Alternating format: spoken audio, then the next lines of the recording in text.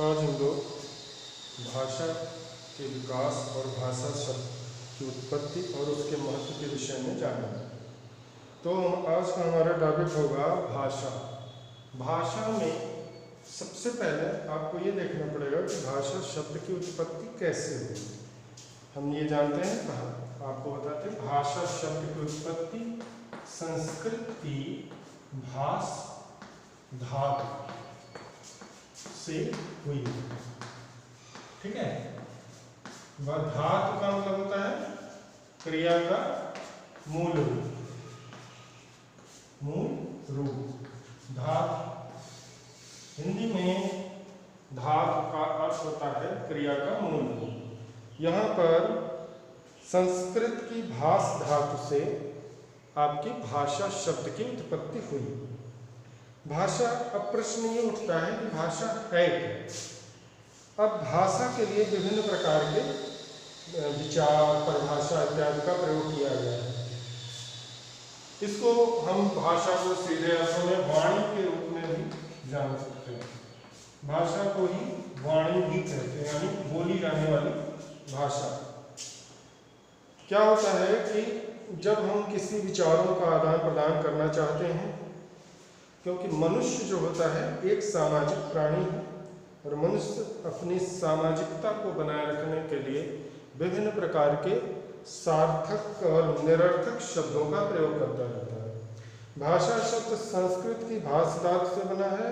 इसका अर्थ वाणी को व्यक्त करना, अर्थात हम जो बोलते हैं उसको व्यक्त करने के तरीकों को ही हम वाणी कहते हैं।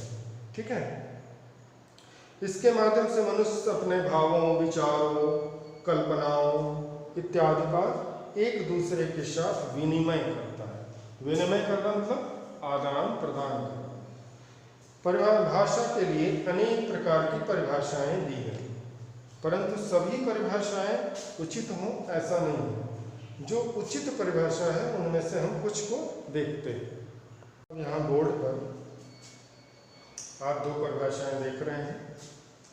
पहली परिभाषा है, भाषा वह माध्यम है जिसके माध्यम से हम अपने विचारों का विनिमय करते हैं। अब माध्यम कहना यहाँ पर क्या होगा, सही होगा। यहाँ पर माध्यम की जगह पर हम साधन है, अर्थात भाषा वह साधन है जिसके माध्यम से हम अपने विचारों का विनिमय करते हैं, यानी अपने विचारों का आदान प्रदान करते हैं। ठीक है, उसी को दूसरे रूप में आप देख सकते हैं, सार्थक शब्दों का समूह या संकेत को हम भाषा कहते हैं। यानी सार्थक शब्दों का समूह हो या संकेत को भी हम भाषा ही कहते हैं। अर्थात भाषा क्या होती है, एक बोली होती है। यानी भाषा का अपना गुण और स्वभाव होता है और भाषा अपने गुण और स्वभाव के कारण ही एक अलग प्रकार की प्रकृति धारण करती है।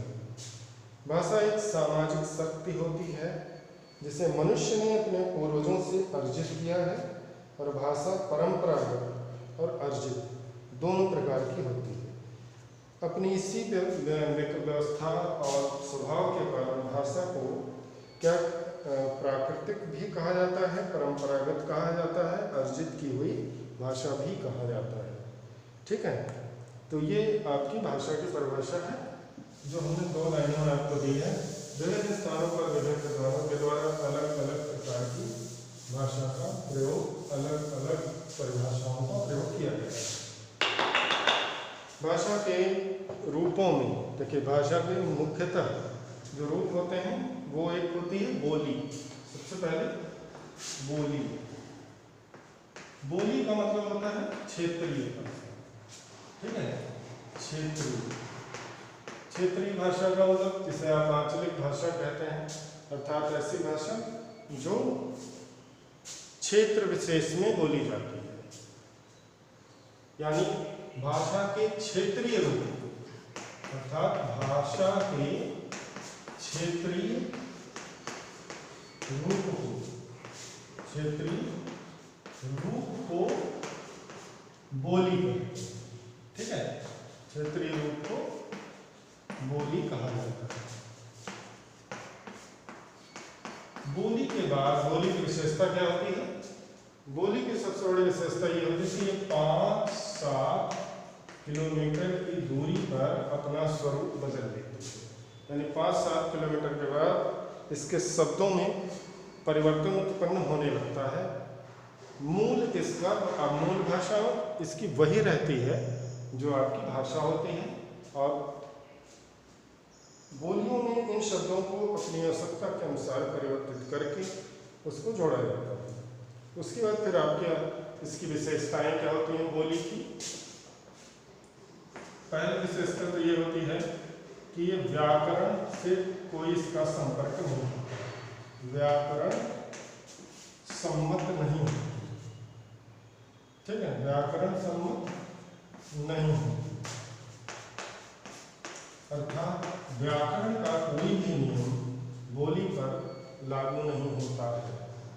व्यक्ति अपने हिसाब से इसका सृजन करता है इन शब्दों का, और अपने हिसाब से इसका प्रयोग करता है, इसलिए इसको बोली कहते हैं। दूसरी सबसे बड़ी विशेषता ये है कि बोली साधारण जनसाधारण की भाषा, जनसाधारण, बोली जनसाधारण की अपनी भाषा, ठीक है, अपनी भाषा।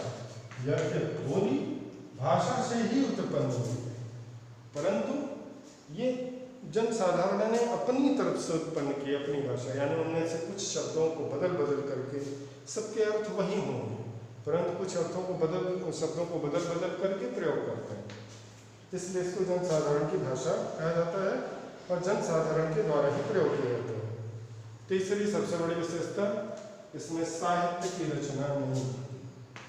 साहित्य सृजन, साहित्य सृजन बोली में नहीं होता, बोली में नहीं होता, ठीक है।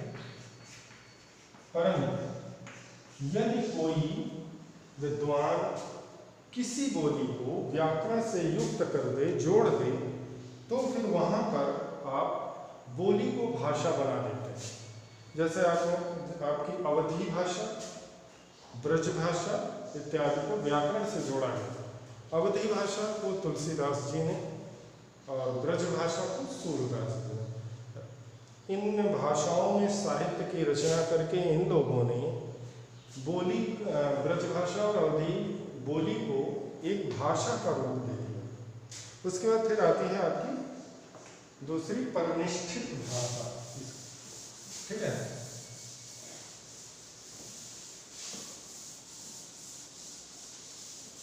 परिनिष्ठित भाषा क्या होती है? परिनिष्ठित भाषा की विशेषता सबसे पहले इसके बारे में जान लेते हैं। परिनिष्ठित भाषा, देखिए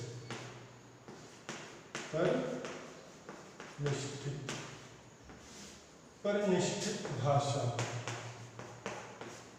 अर्थात व्याकरण से युक्त भाषा, वो भाषा जिसको व्याकरण सम्मत किया गया, यानी व्याकरण से जोड़ा गया है, व्याकरण युक्त है, और उसमें इस भाषा की विशेषता, इसमें साहित्य की रचना होती है, ये व्याकरण युक्त होती है, मानक भाषा के करीब होती है, और मानक भाषा का प्रयोग इसी में आता है।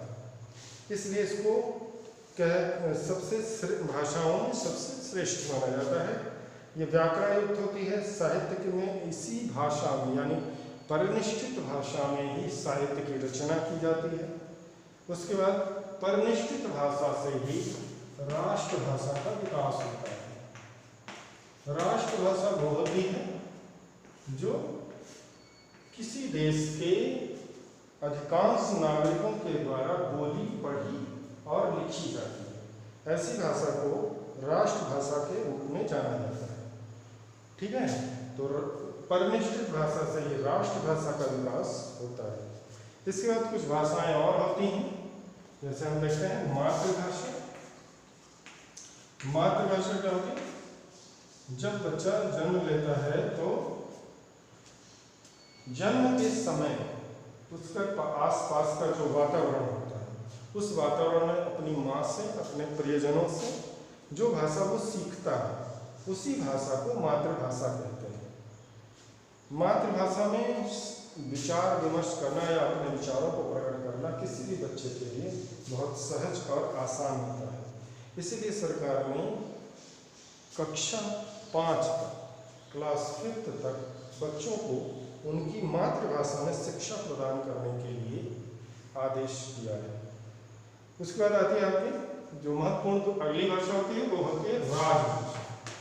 राजभाषा सुनने में लगता है जैसे राज्य की भाषा, परंतु ऐसा नहीं। राजभाषा वो भाषा होती है जो सरकारी कार्यालयों में प्रयोग की जाती है। सरकारी कार्यालयों में प्रयोग की जाने वाली भाषा को ही हम राजभाषा के रूप में जानते हैं।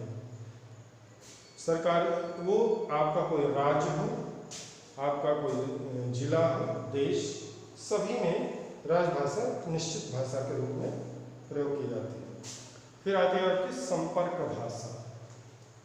संपर्क भाषा का मतलब होता है दो व्यक्तियों, दो राज्यों या फिर दो देशों के बीच में जिस भाषा के माध्यम से विचार विनिमय किया जाता है, विचारों का आदान प्रदान किया जाता है, उस भाषा को संपर्क भाषा के नाम से जाना जाता है। संपर्क भाषा अपने आप में महत्वपूर्ण होती है और वहाँ किसी भी विषय को अच्छी और भली प्रकार समझने के लिए संपर्क भाषा का होना आवश्यक होता है।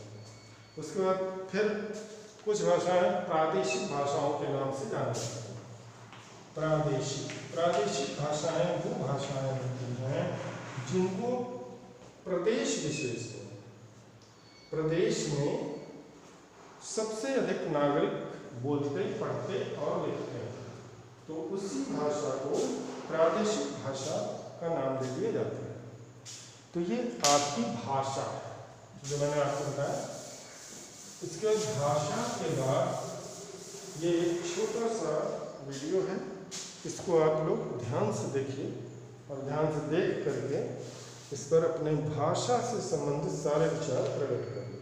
इसके बाद फिर हम आपको अगला जो वीडियो देंगे वो होगा ध्वनि का। ध्वनि से मतलब है वर्ण से। ये आपको निश्चित रूप से बहुत सारे ज्ञान दिलाएगा, बहुत सारी बातें बताएगा जो आपके लिए नई है। इसलिए मैं आपको इस वीडियो में बस इतना ही बताऊँगा।